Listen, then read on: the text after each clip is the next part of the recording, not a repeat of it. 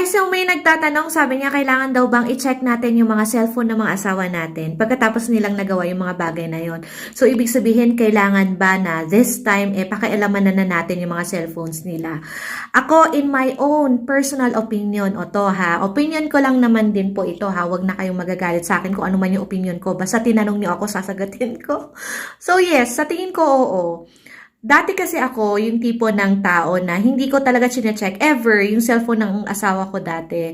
And the only time na nakita ko, na realize ko na may mali was when I checked it. Tapos doon ko actually siya nahuli sa cellphone niya yung message niya with the other woman. Kasi yung asawa ko dati, alam niya talaga na never ko siyang papakailanmanan with regard to his cellphone, ganyan.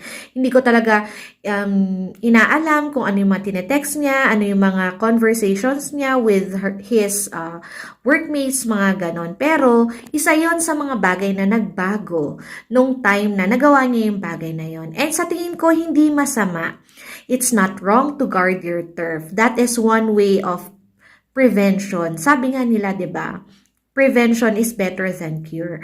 Well, of course, I'm sure madami yung magsaside comment dyan na, ay nako, for sure may ibang cellphone yan, may ibang account, may ibang ganyan, mas magaling na sila, mga ganon. Well, yes, tama din naman yung mga bagay na yon.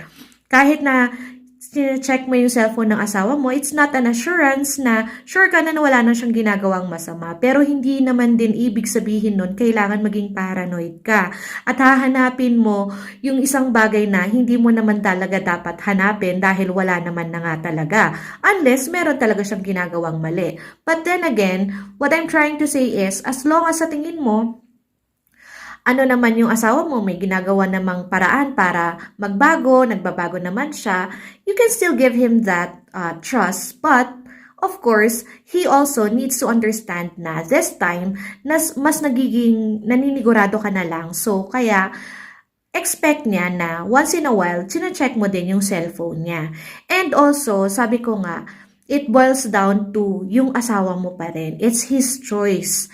Na choice niya pa rin yan kung lolokohin ka niya o hindi. Kasi kahit gaano mo siya pipigilan, at the end of the day, siya ang may desisyon kung magloloko pa ba siya uli or hindi na. Kahit anong gawin mo, choice pa rin talaga niya kung uulitin niya yung bagay na yun or hindi. And that's beyond our control.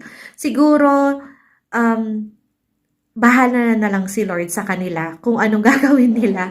Kung ulitin pa nila yon, ang importante, like I always say, kaya lagi kong sinasabi sa inyo na dapat i-guard nyo pa rin yung heart ninyo kahit anong mangyari, kahit na kayo uli ng asawa mo, kailangan pipilitin mo pa rin na tutulungan yung sarili mo na mas maging stronger para magkaroon ka ng confidence na kakayanin mo with or without your husband. But of course, syempre, mas gusto rin natin na kompleto pa rin kayong pamilya. Yun lang, sana nasagot yung tanong nyo. I would really appreciate it if you leave a comment, like, or subscribe to my channel. May mga iba pa akong videos sa YouTube ko. Hanapin nyo, Let Galangco Daily.